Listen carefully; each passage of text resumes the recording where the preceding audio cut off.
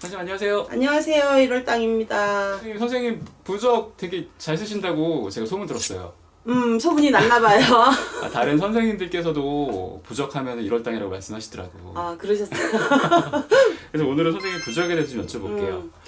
자, 이제 부적이라는 게 우리가 급할 때 처방으로 가장 먼저 내리는 게 부적입니다. 급할 때. 네, 급할 때.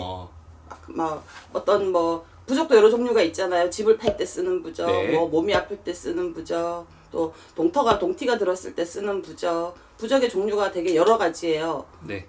신병에도 쓰는 부적이 있고, 또 귀신이 들렸을 때, 왜 귀신 들렸다고 하잖아. 예, 그런데 몸이 안 좋아서 귀신의 장난으로 인한 그런데도 부적을 쓰고, 부적 종류가 되게 여러 가지예요. 근데 급할 때 이제 가장 먼저 쓰는 방법이 부적이에요. 그게 그렇게 잘 먹히는 건가요? 효염이 있는 건가? 그쵸. 부적의 힘을 무시를 하면 안 되죠. 가장 이제 효험을 많이 보는 게 저 같은 경우에는 집에 문서라던가 집 파는 거, 매매하는 거? 매매 부적, 이런 거.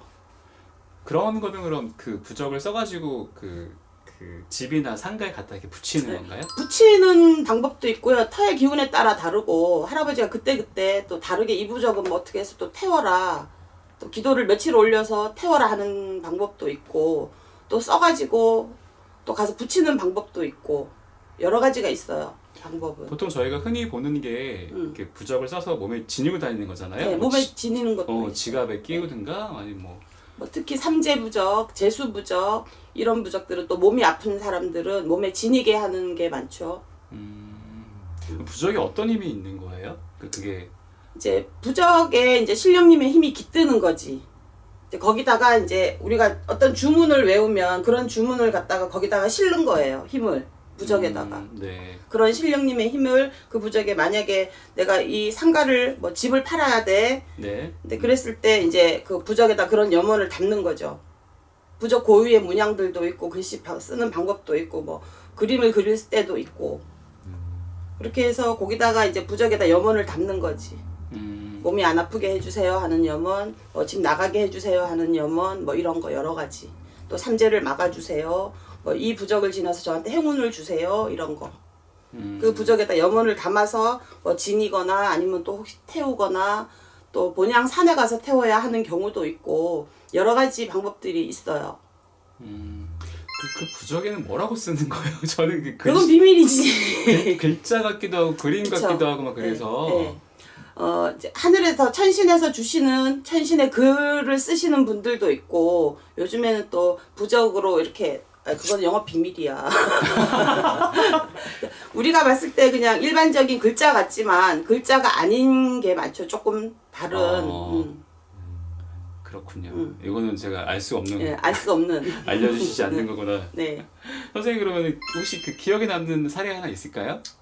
급하게 효연 보신 분들 어떤 이런 파는 거 일단은 가장 먼저 저 같은 경우에는 집 파는 거, 빌라, 아파트, 상가 분양 이런 거. 그런 게 빠르죠. 짧게는 어떤 날은, 어떤 때에는 이제 부적을 쓰겠다 하면은 우리가 부적을 써서 바로 주는 게 아니라 날을 잡아요. 네. 날짜를 잡아서 이제 인시를 하면 새벽 3시에서 5시 정도 쓸 때도 있고, 자시에 쓸 때도 있고, 그 부적을 써서 이제 기도를 올려요. 한 3일 정도, 아니면 또 어떤 집에 따라서 5일이 가는 집도 있고, 기도를 올려서 이제 그 부적을 붙인다든지 그렇게 해요. 그래서 빠르면 이제 날짜를 받아놓은 순간부터 이제, 네. 예. 만약에 내가 일주일 후에 부적이 쓸 날인데 쓰기도 전에, 쓸 날짜가 되기도 전에 집이 나가는 경우가 있어. 그럼 날을 받으면 그때부터 이제 움직이시는 거거든, 저분들이.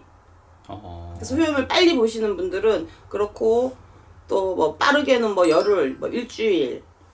근데 보통들이 이제 100일을 놓고 봐요.